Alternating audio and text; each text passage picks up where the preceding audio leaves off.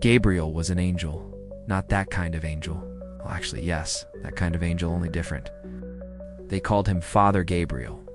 Young, magnetic, with eyes like still water and a smile that calmed even the most turbulent of hearts. When he first arrived in the quiet town of Saint Alaric, nestled in the foggy arms of the northern hills, the townsfolk thought their prayers had been answered. He was everything their tired old priest wasn't: strong, confident, charismatic.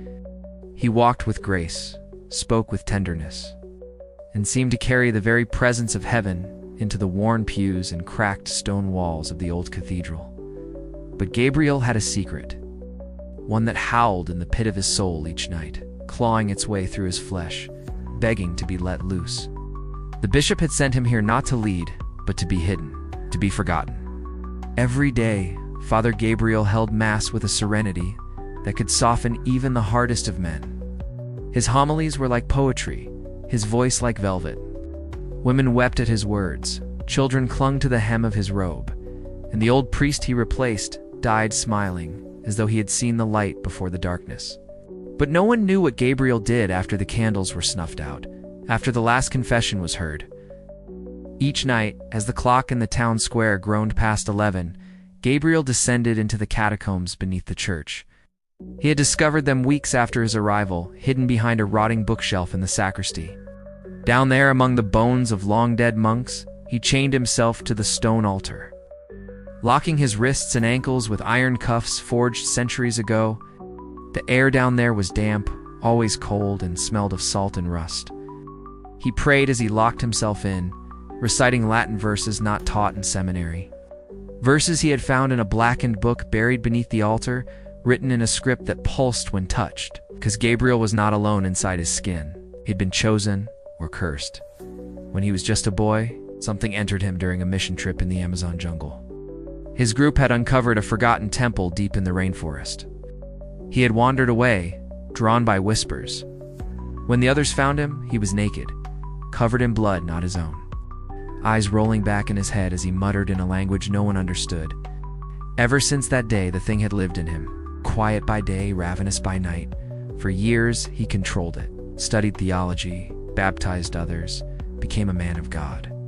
But now in Saint Alaric, the hunger had grown louder, and the chains were beginning to rust.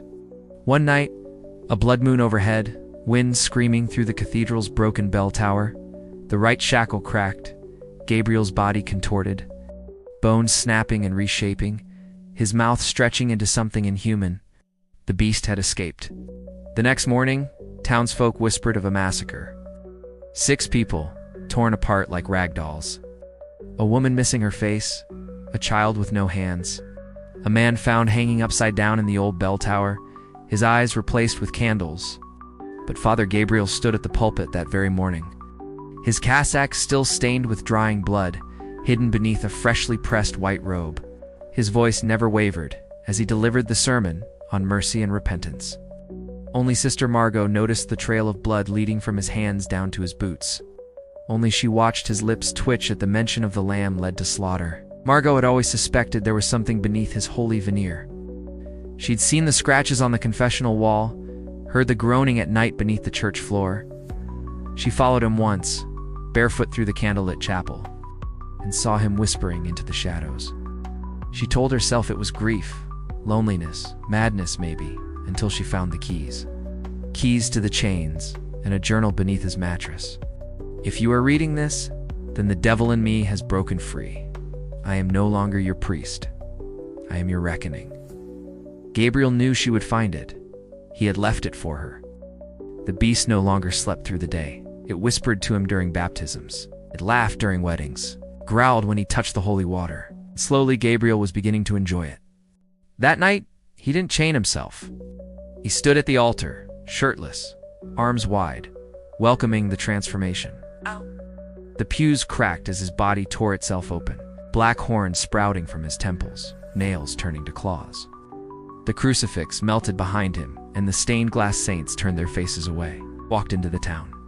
The streets of Saint Alaric ran red with screams. Houses ignited without fire. Mirrors shattered as people gazed into them and saw their worst sins made flesh. Children cried molten tears. Dogs barked prayers in Latin, and the dead walked backwards, chanting hymns long forgotten. Margot, armed with a silver blade soaked in sacramental wine, waited in the cemetery. She had read the forbidden book, memorized the banishment rite. She was ready to kill the man she once loved. But when Gabriel saw her, he did not attack. He knelt and wept. The thing inside him screamed, but Gabriel, what was left of him, held control for one last moment. "Do it," he said, voice gravel and fire. "Before I forget your name." Margot's blade trembled. She couldn't. And in that second of mercy, he vanished. No one saw him again. But every Sunday at the break of dawn, the cathedral doors creak open. The candles light themselves, and a figure walks the aisle, robes clean, smile serene. And from beneath the floorboards, sometimes you can still hear the chains,